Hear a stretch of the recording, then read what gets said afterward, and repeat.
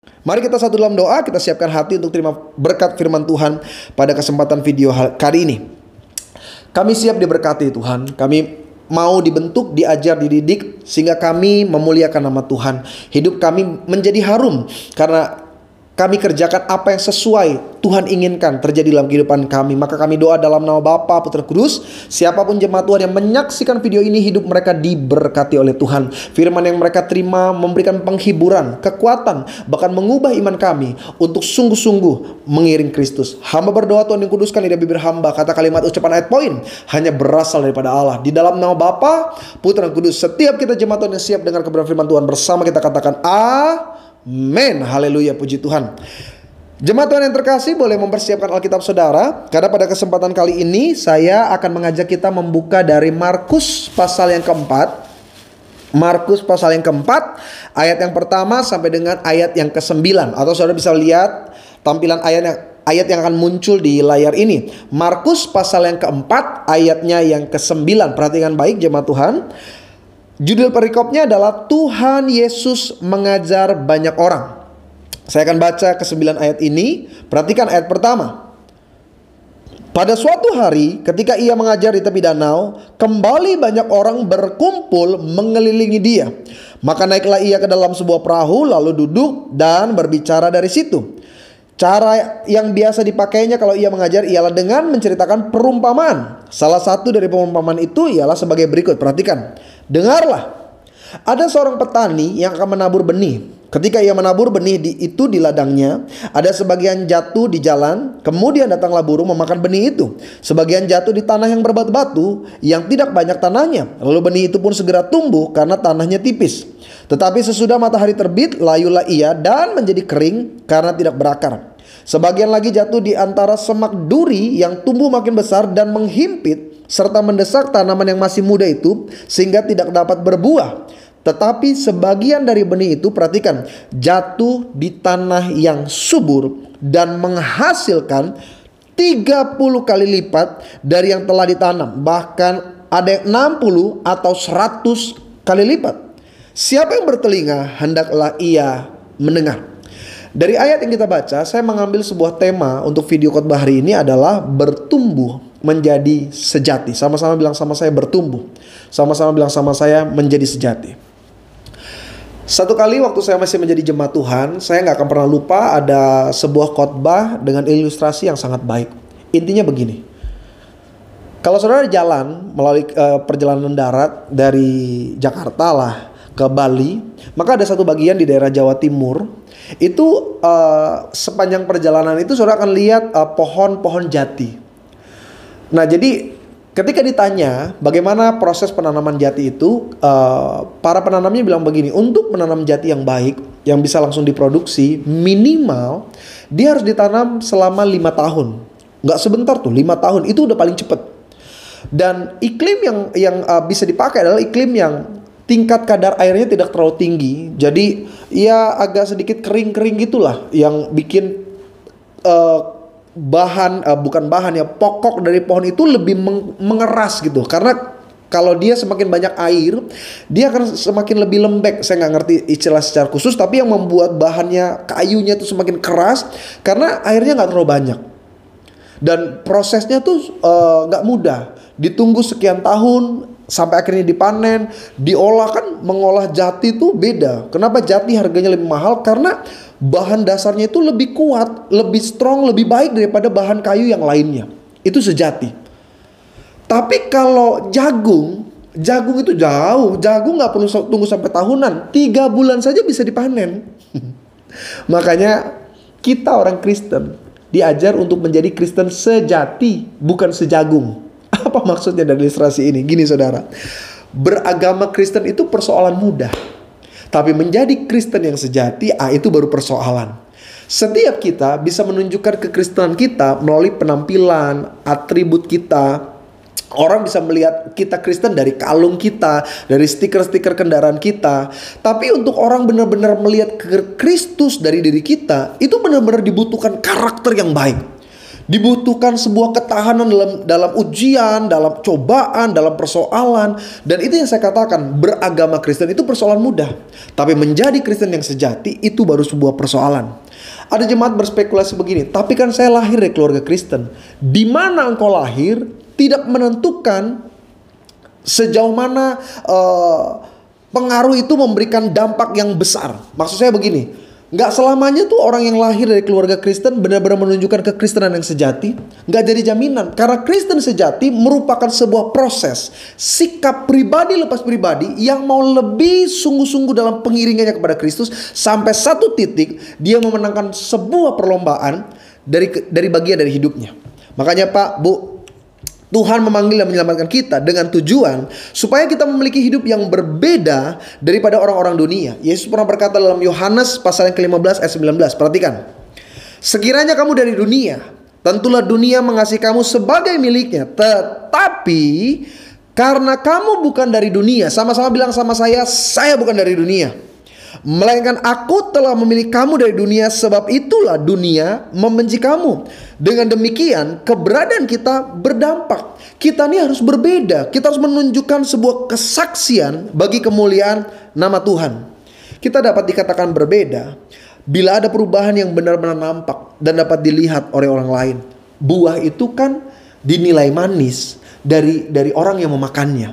Maksud saya gini, kalau saudara datang ke toko buah, lalu penjualnya bilang, ayo, kita tanya, manis nggak? Penjual pasti bilang manis. Tapi saya mau tanya, sebenarnya manis itu dari perkataan penjual atau dari perkataan orang yang memakan buahnya? Iya, saudara ngerti kan maksud saya? Pohon buah gak akan bisa mengklaim bahwa dia adalah pohon yang terbaik kecuali orang sudah mulai memetik dan memakannya. Begitu juga hidup saya dan hidup saudara. Semua engkau bisa berkata saya Kristen sejati, tapi siapa yang Kristen sejati ditunjukkan melalui apa? Tantangan, kesulitan, persoalan dalam hidupnya. Ketika mereka tetap bertahan dan berpegang pada Yesus, ketika hidupnya menjadi berkat bagi orang lain, ketika dia bisa berbeda dengan orang sekitar, disitulah engkau bisa disebut sebagai orang Kristen sejati. Paulus pernah bilang begini dalam 1 Korintus pasal yang ke-13 ayat yang ke-11. Ketika aku kanak-kanak, aku berkata-kata seperti kanak-kanak. Aku merasa seperti kanak-kanak. Aku berpikir seperti kanak-kanak. Perhatikan kalimat yang terakhirnya. Sekarang, sesudah aku menjadi dewasa, aku meninggalkan sifat kanak-kanak itu. Dari pernyataan Paulus ini, kita belajar bahwa Kristen sejati bukan hanya berbicara dari mana engkau dilahirkan. Yes, mungkin engkau lahir dari keluarga Kristen, papamu mungkin seorang hamba Tuhan, opamu mungkin seorang penatua, leluhurmu pernah membangun gereja, tapi itu gak menjamin engkau adalah seorang Kristen yang sejati. Kristen sejati bukan hanya persoalan atribut, aksesoris, apa yang kita pakai untuk menunjukkan keagamaan kita. Kekristenan sejati, orang percaya dilihat dari pertumbuhan kedewasaannya. Banyak orang berkata bahwa dewasa merupakan sebuah proses. Jadi orang bilang begini, kita manusia akan melewati yang namanya proses kedewasaan. Secara alami kita akan mengalami perubahan. Jadi seakan-akan dewasa adalah sebuah hal yang pasti. Makanya buat kita budaya Indonesia seringkali kita memberikan golongan antara anak-anak dengan dewasa itu dimulai dari usia 17 plus, 17, 18 orang mulai bisa dikatakan dewasa. Kalau di Jepang sana orang dikatakan dewasa itu kalau udah 20 tahun. Nanti ada perayaan sendiri dan dia ditentukan sebagai orang dewasa. Di beberapa kebudayaan seorang menjadi dewasa kalau sudah bisa melewati ritual tertentu. Jadi kalau saudara pernah nonton di salah satu suku Amazon itu dia harus disengat dulu dengan apa namanya semut-semut itu di tangannya. Dia harus bisa menari, dia nggak boleh merintih, dia nggak boleh berkata kesakitan, baru dia dianggap dewasa. Berbeda setiap konsep. Tapi intinya biasanya keseluruhan manusia menganggap dewasa itu terjadi ketika ada perubahan secara jasmani. Jadi kalau pria tumbuh jakun, wanita ada buah dada, mengalami menstruasi, perubahan hormon, suara mulai ngebas atau pokoknya ada bulu. Tapi saudara catat, kedewasaan yang saya sebutkan itu hanya kedewasaan secara jasmania. Sedangkan kedewasaan itu kan bukan cuma dilihat secara jasmani, juga dilihat dari matangnya pikiran, bagaimana engkau punya perspektif atas sesuatu. Orang yang bekerja, saudara gak bisa langsung golongkan, oh dia tuh orang yang lebih dewasa. Belum tentu. Dia sudah menikah loh pendeta, berarti dia menjadi dewasa? Belum tentu. Karena kedewasaan sesungguhnya bukan cuma sekedar bagian dari kehidupan, tapi kedewasaan adalah merupakan reaksi dari rangsangan yang datang. Ketika rangsangan datang dalam hidupnya, apa yang dilakukan? Apa yang dikerjakan? Bagaimana dia melangkah? Bagaimana dia mengambil keputusan? Itu adalah sebuah kedewasaan. Makanya orang nggak bisa bilang kalau dia tua berarti dia dewasa. Belum tentu. Saya pernah menyampaikan begini, tua belum tentu dewasa, dan muda bisa saja dia dewasa. Karena kedewasaan tidak dilihat dari ukuran umur usia seseorang, tapi dari sikap, perbuatan, dan karakternya. Ada dua hal yang saya catat. Bagaimana kita menjadi Kristen yang lebih sejati? Bagaimana kita bertumbuh dan menunjukkan kedewasaan kita? Yang pertama, Lukas 18 ayat yang ke-17. Lukas 18 ayat yang ke-17, perhatikan baik. Aku berkata kepadamu, ini kata-kata Yesus, sesungguhnya barang siapa tidak menyambut kerajaan Allah seperti seorang anak kecil, ia tidak akan masuk ke dalamnya. Saya catat yang pertama, apa poin supaya kita mengalami kesejatian sebagai orang percaya? Ketika kita mempercayai Tuhan dengan segenap hati. Dalam konteks ayat ini, kalau saudara coba perhatikan, ada satu hal yang cukup menarik dari penyampaian Yesus. Mengapa Kristus mengatakan engkau harus menjadi seperti anak kecil untuk mendapat bagian di dalam kerajaan sorga? Bukankah kita mau menjadi dewasa? Dan bukankah dewasa seperti yang Paulus katakan meninggalkan kekanak-kanakan? Perhatikan ya. Salah satu hukum yang terutama dan tertua yang sudah ada sejak bangsa Israel keluar dari tanah Mesir ada dalam Matius pasal 22. Perhatikan ini kalimat Yesus ketika dia dicobai oleh seseorang. Matius pasal 22 ayat yang ke-35 sampai dengan 38. Dan seorang dari mereka, seorang ahli Taurat, bertanya untuk mencobai Yesus. Guru, hukum manakah yang terutama dalam hukum Taurat? Jawab Yesus kepadanya, kasihilah Tuhan Allahmu dengan segenap hatimu dan dengan segenap jiwamu dan dengan segenap akal budimu. Itulah hukum yang terutama dan yang pertama. Secara sederhana, mengasihi Tuhan dalam konteks ini terbagi menjadi 3 level. Level yang pertama, mengasihi Tuhan dengan segenap hati. Level yang kedua, mengasihi Tuhan dengan segenap jiwa. Dan level yang ketiga, mengasihi Tuhan dengan akal budimu. Saudara, setiap kita bisa mengasihi Tuhan dengan hati. Tapi sampai dengan level yang berikutnya, belum tentu semua orang bisa terjadi. Maksud saya begini, seorang pemabuk saja, seorang pemabuk Kristen, kalau dia bertengkar dengan temannya karena temannya menghina keagamaan dia sebagai orang Kristen, dia bisa bela mati-matian. Saya dulu punya satu teman, dia bukan seorang anak yang baik lah intinya. Di sekolah itu dia suka ribut, berantem. Tapi kalau nama Yesus diganggu, kalau nama Yesus dihina, kalau ada orang bikin jokes, lalu keagamaan Kristen, dia bisa marah betul. Saya pernah tanya, kenapa? Saya cinta sama Yesus. Iya. Tapi yang kedua, ada orang mencintai Yesus bukan cuma dari hati, tapi juga dari jiwanya, dari keseluruhan hidupnya. Di level ini biasanya orang mulai ngambil keputusan untuk melayani, ambil bagian dalam pekerjaan-pekerjaan Tuhan, terlibat dalam keorganisasian gereja secara lebih dalam lagi, mengambil keputusan menjadi hamba Tuhan, masuk sekolah teologi dan lain sebagainya. Tetapi level yang paling luar biasa adalah ketika seorang mengasihi Tuhan bakal dengan akal budinya. Why? Karena sometimes Tuhan izinkan hal-hal yang gak masuk akal terjadi dalam kehidupan orang percaya. Hal-hal di mana kita bisa mengalami kekecewaan, bisa mengalami keputusasaan, bahkan mempertanyakan apa maksud Tuhan dari semua ini. Disinilah seringkali logika kita membuat kita kehilangan iman, pengharapan, dan kecintaan kita sama Yesus. Mencintai Tuhan ketika semuanya berlimpah, siapa yang gak mampu? Tapi mencintai Tuhan di tengah kekeringan, di tengah air mata, di tengah kegagalan, itu yang paling luar biasa. Dan disinilah banyak orang mulai gugur. Makanya tidak sedikit orang bilang, pendeta, kalau Tuhan itu baik, kenapa Tuhan izinkan hal yang menyakitkan terjadi bagi saya? Kenapa? Logikanya mulai gak nyambung. Pendeta, kalau Tuhan itu mendengar, katanya dia mendengar seruan, katanya Tuhan hanya sejauh doa. Kok saya doa udah sampai 1 tahun ini gak ada pertolongan, gak ada jawaban dari Tuhan? Di mana Tuhan?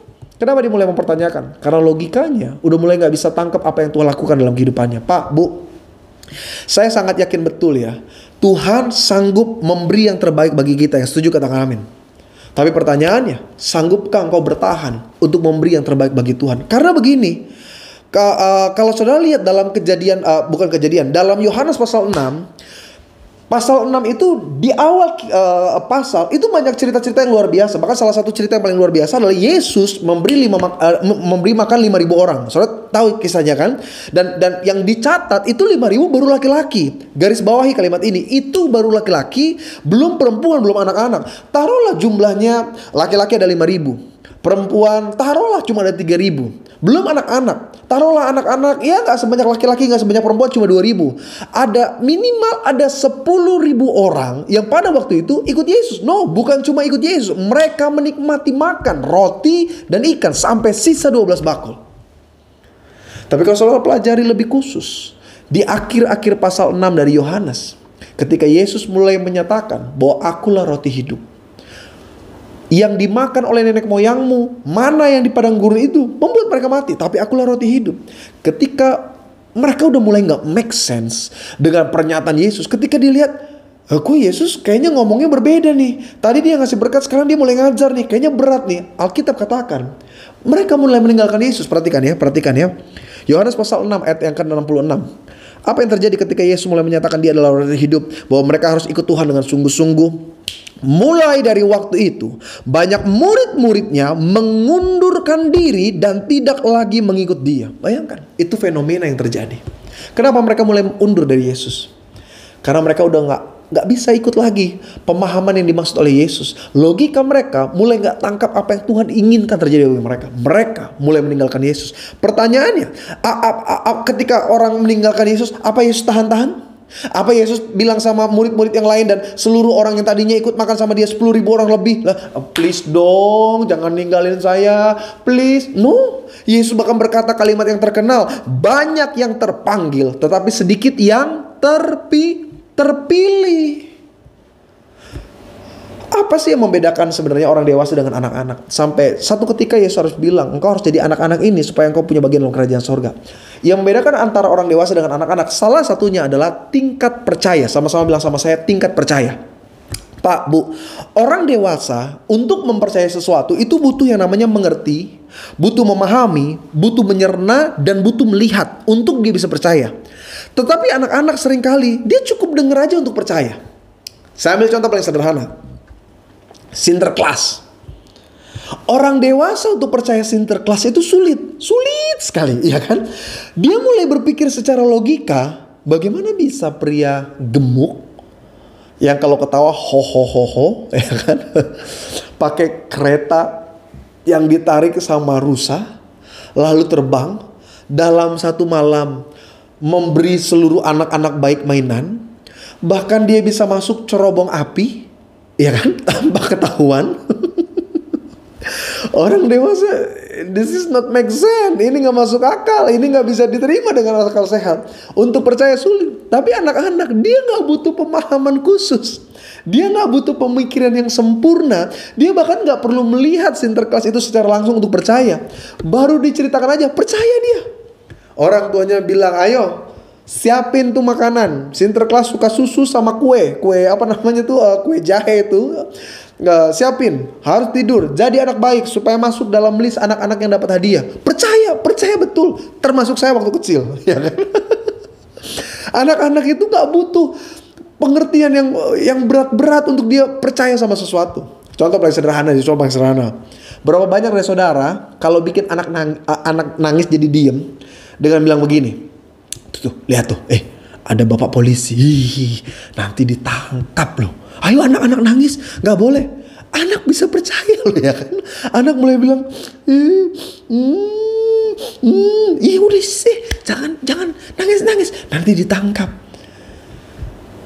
Bapak masih pernah coba ini ketika istri bapak menangis? Istri bapak lagi nangis, terus bapak bilang, ma, Debbie, itu nanti ditangkap sama bapak polisi. Istri bilang apa? Emang udah gila lu? Iya, gak bisa.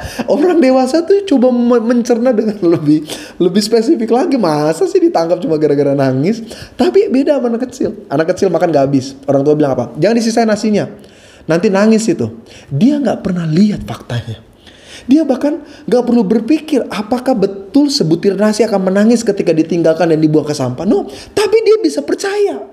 Itu bedanya antara orang dewasa dengan anak. Pernah gak saudara makan kantor gitu sama teman-teman, sama atasan, sama rekan-rekan kerja, terus kita lihat kayaknya atasan kita makannya nggak habis, terus kita, bos, habisin dong makannya. Kenapa? Nanti nanti nasinya nangis loh. Yang ada kita diketawain. Pak, Bu, gini ya. Salah satu poin betapa susahnya orang percaya untuk ikut Yesus, untuk yakin bahwa Yesus adalah Tuhan dan Juru Selamat. Nih, logika, akal sehatnya dia yang coba membatasi kepercayaan dia. Itu yang membuat kita kayaknya nggak bisa bertumbuh jadi Kristen sejati. Salah satu keberatan orang-orang di luar sana, mereka bertanya gini, kok bisa sih Tuhan jadi manusia? Pernah dengar gak istilah kayak gitu? Kok bisa sih Tuhan jadi manusia? Dengar baik ya jemaat Tuhan yang terkasih. Setiap engkau yang menyaksikan video ini, orang Kristen tidak pernah percaya manusia menjadi Tuhan. Dengar baik. Kita gak pernah percaya manusia jadi Tuhan. Manusia jadi Superman aja cuma ada di TV kok. Apalagi manusia jadi Tuhan. Yang kita percaya Tuhan yang menjadi manusia. Berbeda. Manusia jadi Tuhan dengan Tuhan jadi manusia. Berbeda. Saya kalau ada orang kayak gitu, berdebat gitu, saya tanya sama mereka, menurut kamu Tuhan itu luar biasa nggak? Iya pendeta, luar biasa. Oke, saya mau tanya, ada nggak yang membatasi Tuhan untuk melakukan sesuatu? Tidak ada. Tuhan bisa berubah menjadi apapun dong? Iya.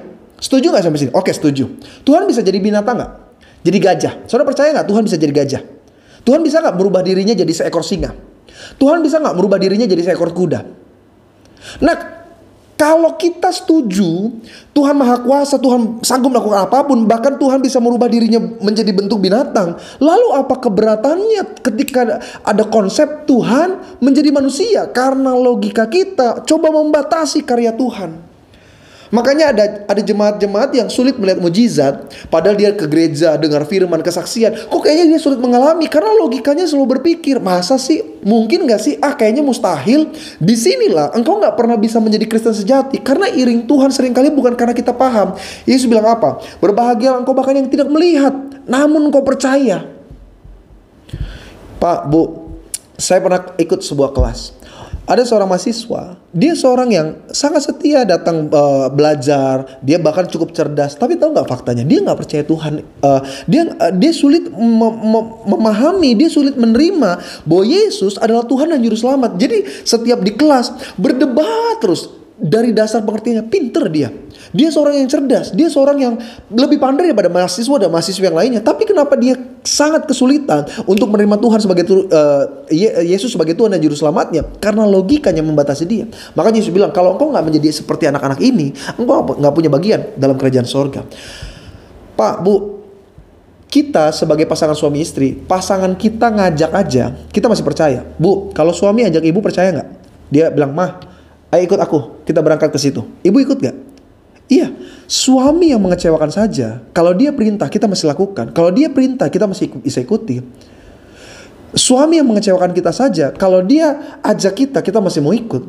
Kenapa sangat sulit untuk kita percaya kepada Yesus yang bahkan gak pernah mengecewakan kita? Kenapa sangat sulit untuk percaya kepada Yesus yang bahkan gak pernah mau menyakiti kita? Dasarnya, karena memang engkau belum lebih mengenal Tuhan secara pribadi. Firman Tuhan udah bilang sembuh. Firman Tuhan udah katakan engkau diberkati. Firman Tuhan udah katakan engkau pasti dipulihkan. Tapi kayaknya sulit sekali. Kita lebih percaya perkataan buruk orang sama kita dibanding perkataan firman kepada setiap kita. Orang bilang kamu tuh sulit jodoh, percaya. Kayaknya brema terus. Orang bilang kamu tuh mandul, kamu tuh kayaknya punya keturunan sakit jantung, kamu tuh kayaknya gak bakal mungkin sukses, kamu mah orang yang lahir dalam keadaan sial, kamu gak mungkin berhasil. Kayaknya kita lebih banyak ingat, kita lupa. Perkataan manusia tidak menentukan apapun dalam hidup setiap kita. Yang setuju katakan amin. Tapi apa yang diperkatakan Tuhan, itu yang menentukan hidup saya dan hidup saudara. Ketika apa? Yang pertama, ketika kita mempercayai Tuhan dengan segenap hati. Yang kedua, bagaimana kita menjadi Kristen yang sejati? Bagaimana kita mengalami pendewasaan di dalamnya? Yang kedua, ketika percaya pemeliharaan Tuhan adalah sempurna. Mazmur 55 ayat 23. Perhatikan, serahkanlah kuatirmu kepada Tuhan, maka Ia akan memelihara engkau. Tidak untuk selama-lamanya dibiarkannya orang benar itu goyah. Amin. Kesaksian-kesaksian luar biasa selalu menunjukkan bagaimana dahsyatnya pemeliharaan Tuhan atas mereka. Soalnya kalau dengar kesaksian kan kita seringkali dengar kisah tuh gini, udah gak ada jalan keluar, sudah bangkrut, jadi berhasil. Dokter bilang hands up, udah nggak bisa bantu, secara medis sudah mustahil. Tiba-tiba ada mujizat, jantungnya jadi baru, ginjalnya jadi baru, tumornya hilang, kankernya sembuh. Pemeliharaan Tuhan sempurna. Nggak mungkin bisa punya keturunan, tidak ada solusi apapun. Tiba-tiba dengan cara yang luar biasa dan ajaib sekarang punya keturunan. Kesaksian-kesaksian jemaat-jemaat Tuhan yang luar biasa adalah kesaksian yang menggambarkan pemeliharaan yang sempurna. Yang setuju katakan amin. Karena memang jelas Mazmur ayat yang pasal 127 ayat yang kedua. Sia-sialah engkau bangun pagi-pagi benar, duduk sampai larut malam, makan roti dari hasil kerja kerasmu, karena sesungguhnya Allah memberikan semuanya itu kepada orang yang dikasihnya, bahkan ketika dia dalam keadaan tidur. Apa maksud dari ayat ini, pendeta? Sederhana. Alkitab ingin menggambarkan orang-orang yang mengalami kesejatian dalam kekristenannya, dia percaya betul bahwa apapun yang dilakukan manusia terbatas, tapi apa yang Tuhan buat dalam hidup manusia sempurna. Saya punya saudara ya, ipar saya. Jadi ya dia punya peliharaan anjing. Ya, tahu kan anjing? Jadi anjingnya ini bukan cuma jenis anjing biasa, anjing jenis corgi. Ya, searching aja, cari anjing corgi kayak gimana modelnya. Saudara tahu nggak faktanya apa? Jadi ini ipar saya, dia bukan cuma sayang sama anjing, dia benar-benar pelihara sempurna. Ini anjing disekolahin, bayangin, anjing sekolah, disekolahin. Jadi ada trainernya khusus itu, disekolahin. Tahu nggak kalau kita datang ke rumah sampai kaget, itu anjing pakai pampers, iya kan? Anjing pakai pampers. Saya yang lebih sakit hati lagi waktu saya tahu dia punya makanan. Jadi kan waktu saya datang main ke rumah ipar saya, ada makanan anjing satu karton besar, satu karung. Saya lihat, wih, mereknya ada lah pokoknya. Saya tanya sama dia, berapa nih satu karung begini? Saudara tahu nggak satu karung gitu berapa? 5 juta. 5 juta dong buat makanan anjing. Saya beras di rumah 20 kilo bahkan nggak nyampe sejuta. Itu anjing 5 juta. Saya pikir-pikir dahsyat juga ya kan. Tapi kan sebenarnya saudara bisa pahamin gak kalimat Yesus? Burung di udara saja Bapamu di sorga pelihara, apalagi engkau yang menjadi anak-anak dari Bapamu di sorga. Makanya jangan pernah ragu akan pemeliharaan Tuhan. Allah pelihara kita dengan sempurna. Kata pemeliharaan itu berasal dari bahasa Latin. Kata ini disebut dengan kata providentia, atau dalam bahasa Inggris disebut dengan provide, yang artinya menyediakan, melengkapi, melindungi, dan memelihara. Jadi providensia Allah adalah tindakan Allah yang berkesinambungan untuk menyediakan, melengkapi, melindungi, memelihara kebutuhan kita sebagai anak-anak kerajaan surga. Makanya jangan pernah khawatir, saudara. Kristen sejati adalah mereka yang percaya. Betul mereka ada di tengah gelombang, tapi mereka tetap ada sukacita. Betul mereka ada di tengah krisis, keadaan kekeringan, bahkan mungkin air mata menetes dalam hidup mereka. Tapi ada satu iman pengharapan. Dia percaya Tuhan gak akan pernah meninggalkan dia. Itu ciri orang Kristen yang sejati. Dia tahu, sekalipun belum ada sesuatu yang baik, sekalipun seakan doa-doanya belum dijawab, tapi dia yakin rencana Tuhan bukan kecelakaan, melainkan damai sejahtera. Saja kita berdoa. Bersyukur Tuhan buat firman yang sudah kami dengar. Firman ini singkat dan sederhana, tapi biarlah ini menjadi rema yang baik dalam hidup kami. Kristen sejati membuat kami belajar untuk kami bertumbuh dewasa di dalam Tuhan. Kami percaya kepada Tuhan bukan karena apa yang kami mengerti, bukan apa yang kami pahami, tapi apa yang kami percaya kepadamu Tuhan. Dan yang kedua, kami belajar menyadari pembelian arah sempurna bagi kami. Berkati jemaat Tuhan yang lemah dikuatkan, yang sakit disembuhkan, yang terikat dilepaskan, yang bersusah dihiburkan. Di dalam nama Bapa, Putra, dan Kudus, dalam nama Yesus. Amin.